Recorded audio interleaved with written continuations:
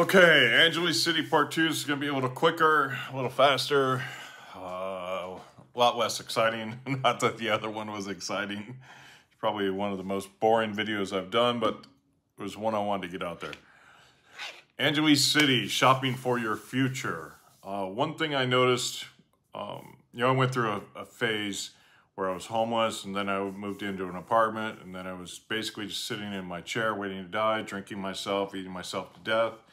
And then finally I kind of snapped out of the depression against all my efforts to stay depressed. I luckily pulled myself out of depression and decided I wanted to live.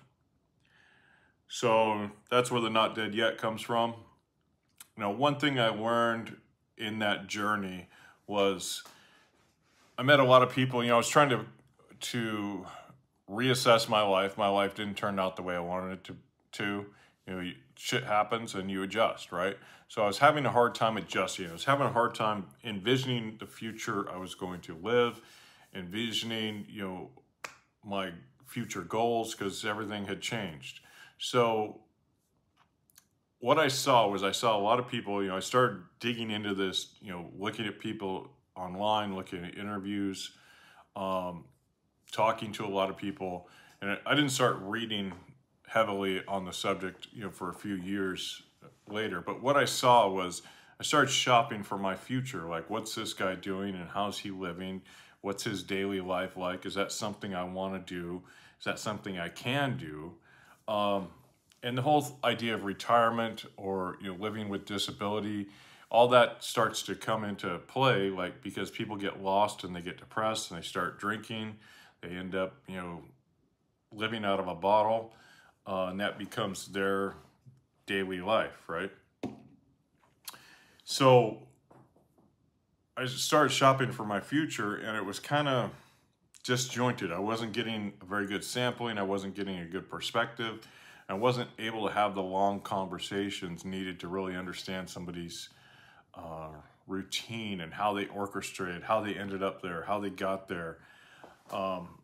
And then before I left America, about a year before I left America, I started making some friends that were very influential, and and have these conversations with them, other people that had recently retired or were getting close to retirement or looking forward to their retirement. And it was interesting to me,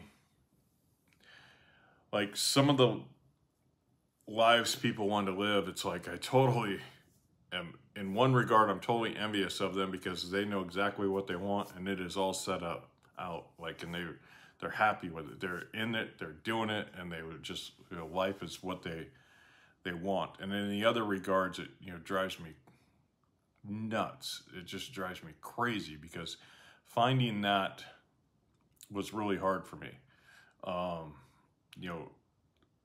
I have a lot of leftover issues from being homeless and, years of depression. So, like, one thing I have a hard time with is I don't like sleeping in the same place for very long. Even when I had an apartment, I would move my bed all the time. I would sleep in the closet. I had a lot of craziness, right? And what really helped me smooth that out was having a plan, having a goal, having a path to fulfillment, sustainment, satisfaction, whatever you want to call it, right? A sense of purpose, a sense of being, a sense of, what's my objective today, right? I've always been very task orientated. And sometimes the task has been like find a new butterfly or, find something to keep myself occupied, right? But I've always been like, I don't like to sit still. I even had somebody accuse me of being autistic recently. Like, after a long conversation, they're like, "Are you autistic?" I'm like, "I don't know. I never even thought about it," right? And they're like, "I think you're autistic." And then they laid out this whole argument. I was like, wow, that's crazy. I think everybody, there's some people out there, they think everybody's autistic. I think I'm just a fat old dude with some gray hair and some opinions. And this opinion centers around, what are you going to do the rest of your life? So this last 6 months or so, or 4 months or so, I've been in and out of the Philippines a few times, in in and out of Angeles City. And it was great because I met some of the greatest people I've ever met in the Philippines there this trip. I met so many people who had such fascinating, interesting stories. And it occurred to me that it is a great place to shop for your future. If you go to Angeles and you go hang out at Envy or any of the other places there where you can sit there and people watch, it's interesting to me because you can sit there and watch people go by and you're like, I don't want to be that guy. Yeah, that guy maybe. That guy, yeah, he looks like he's pretty happy, he's pretty fit. You know, and you can sit there and kind of, and then when you see somebody you don't want to be like and you're talking to them, or you see somebody who's got attributes like this guy's got a great outlook on life. Oh man, but you know, he eats like worse than I do, and I eat horribly. Like I've been working so hard on my lifestyle to lose weight. You know, and you see somebody, it's like, come on, bro, you're a great human being. Let's get you healthy physically so you last longer and, you know, you can be that better influence on the world. Why is it? Anyway. But what I'm getting at is Angeles City, as a retired man or somebody, you know, who's going through some changes in life or whatever, it was a great place and is a great place to sit there and shop for your future. And the key to it is to shop a la carte, right? So like somebody was accusing me of liking somebody online and, you know, claiming that person's a horrible person. Like, whatever. Do you know why I like him? I don't like him because I think he's the, you know, next Messiah. I like him for that reason. And I like this person for that reason. And I like this person for that reason. And, you know, it's all about what I choose to accept from somebody else and what I choose to learn from somebody else. And sometimes what I'm learning from them is the bad thing. It's like, nope, nope. Goldfinger comes to mind. Nope. Stop. Go away. But when you're in a place like Angeles City, you get to meet such a broad spectrum of people. And, you know, I met everybody from, in this last time, like I met a pilot, I met this guy riding his bike around around the craziest parts of the world just by himself. Just, you know, no camera, no cell phone, no recording, no journal, just out doing it, right? Just out enjoying life as he wants to enjoy life. And that's what makes him tick. That's what gets him up out of bed.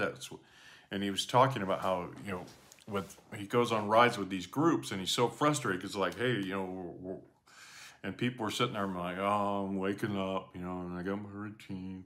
And he's like, hey, we agreed, you know, 2 hours ago. And the drama it causes, right, with groups.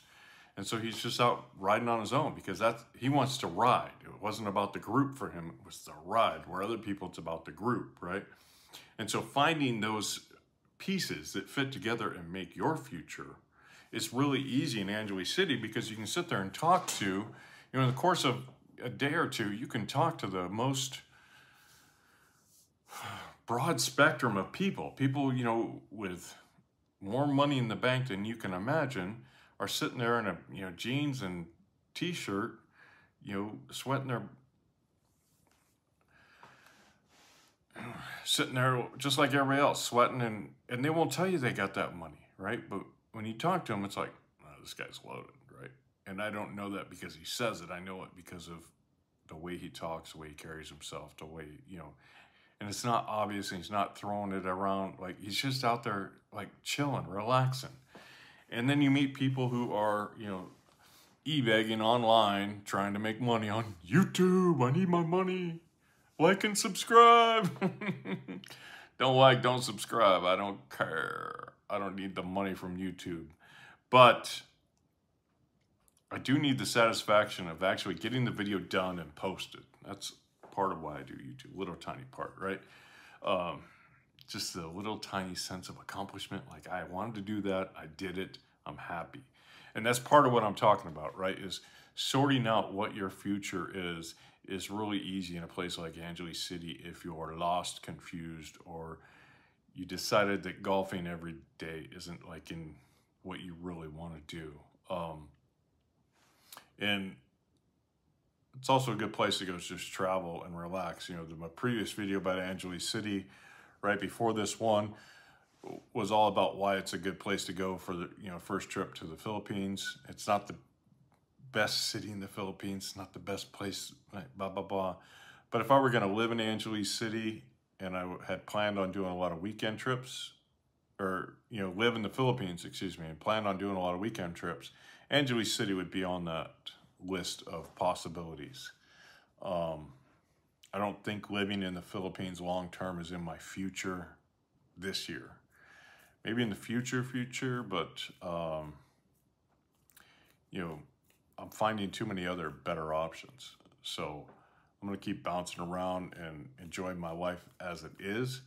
But I will probably always bounce in and out of the Philippines for a lot of reasons. And one of them being, when you go to Angeles City, like I said, you get to meet the most diverse group of people, successful, unsuccessful, smart, not so smart, you know, lots of integrity, lots of, you know, honest openness, and, you know, people out there trying to scam you. You meet it all.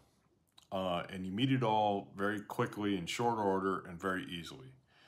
You know, all you have to do is go anywhere in Angeles City and just sit down, whether it's a Starbucks over there across from Denny's or any bar. You know,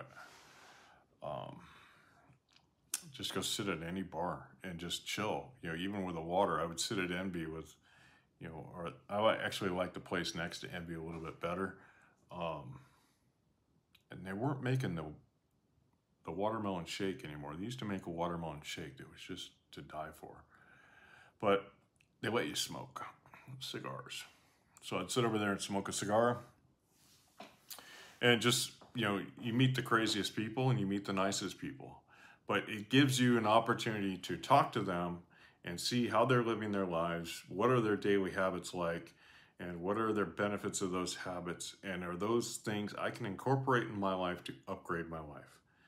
So when I talk about going to Angeles City to go shopping for your future, you know, I look at it as you can live your status quo, you know, do everything you've done for the, however many years old you are, or however long, whatever, right?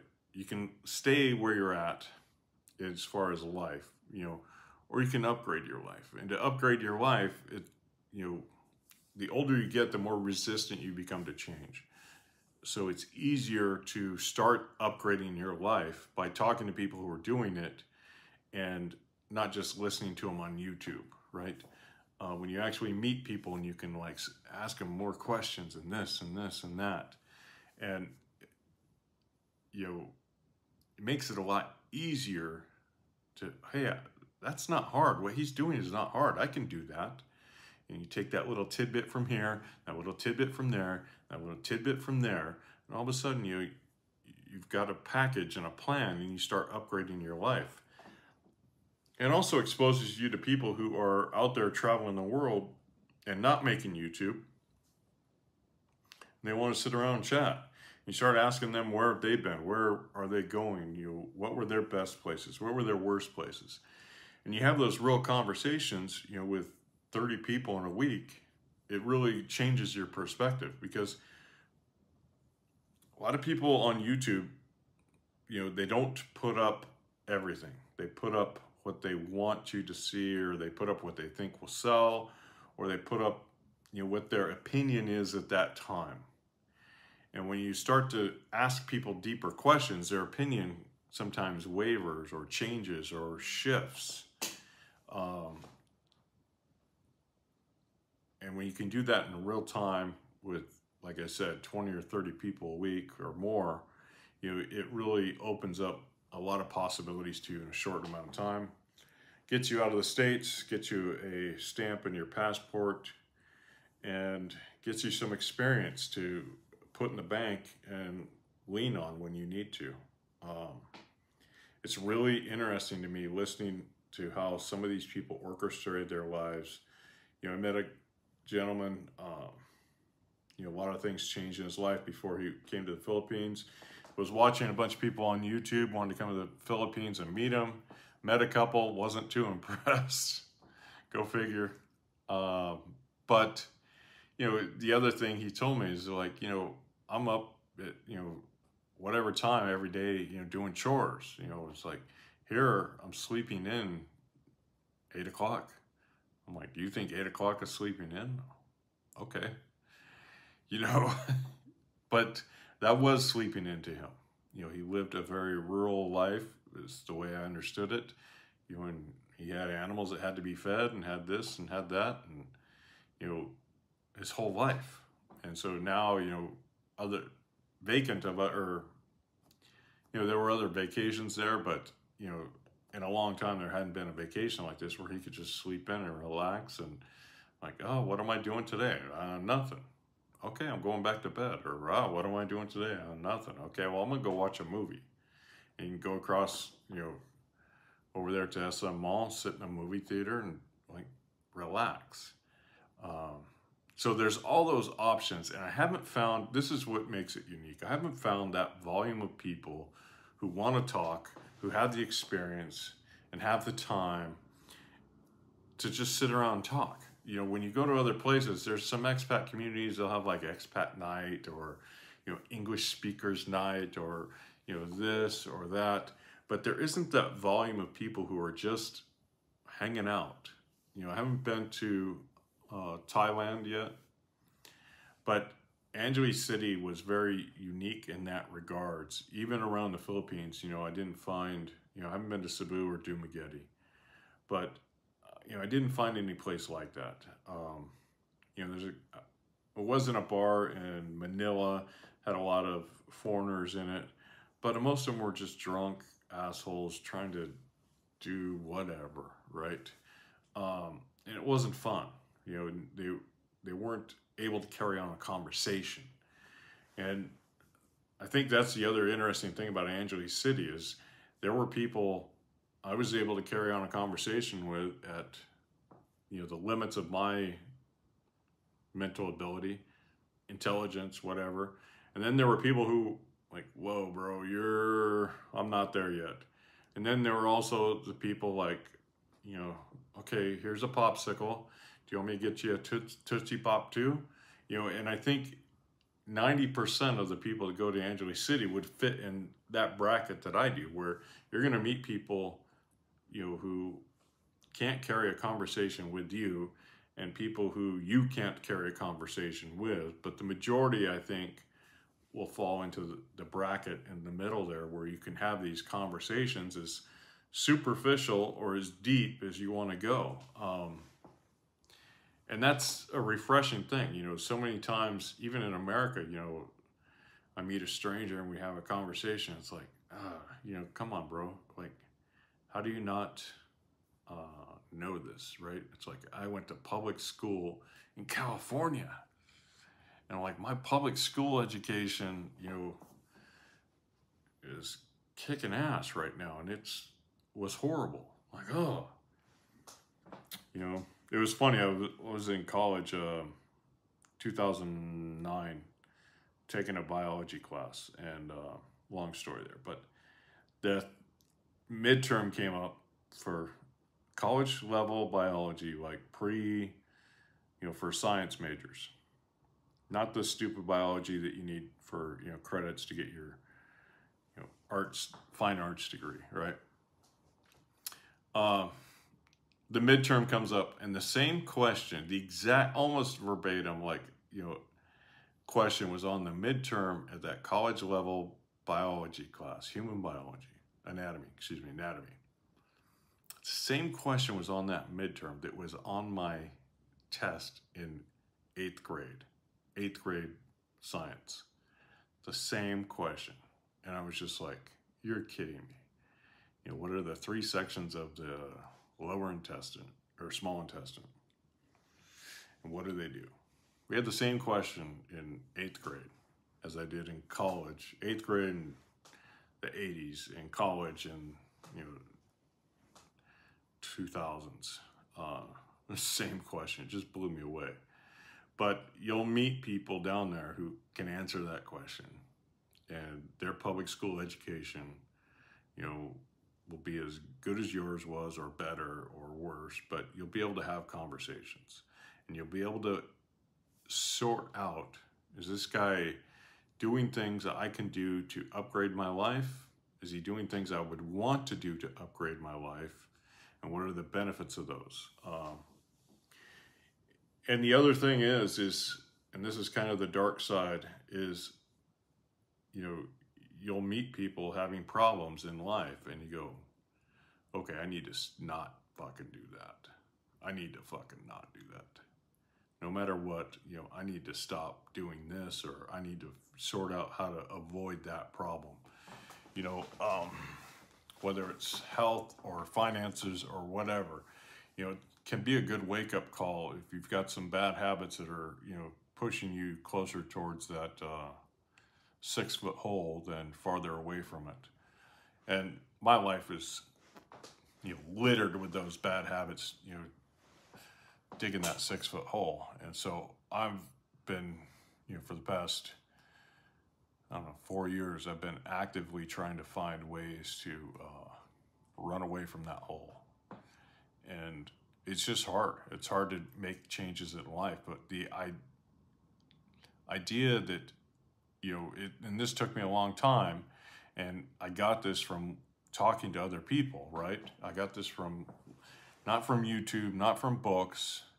The knowledge is there, but it was actually other people who were explaining to me how they started making little changes in life. This little change led to another little change, led to another little change, and now they can't stop changing. They just, their life is just getting better and better and better. And I'm working on that same path. My life over the last 2 years of traveling started out, you know, the year before I started traveling, it was getting better, but I still had a lot of problems and a lot of struggles, and I started making bigger changes. Once I started traveling, and it was easier to make bigger changes to my daily routines, to my diet, to everything, right? It was easier to embrace change on a daily level. And so, you know, the more you change your daily habits, the more your life changes. And that was something I learned from a guy sitting at a bar, not in Angeles, but same idea. So that's what I got.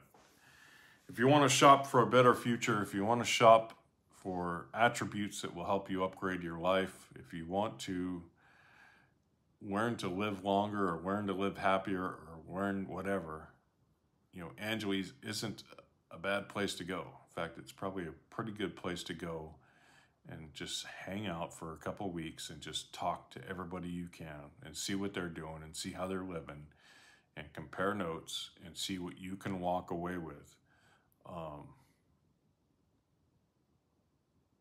Yeah, I don't know how else to say it, but hopefully I beat that dead horse, you know, into the ground so people understand what I'm trying to say about shopping for your future and why Angeles is a pretty unique place to do it. Thank you. Best wishes.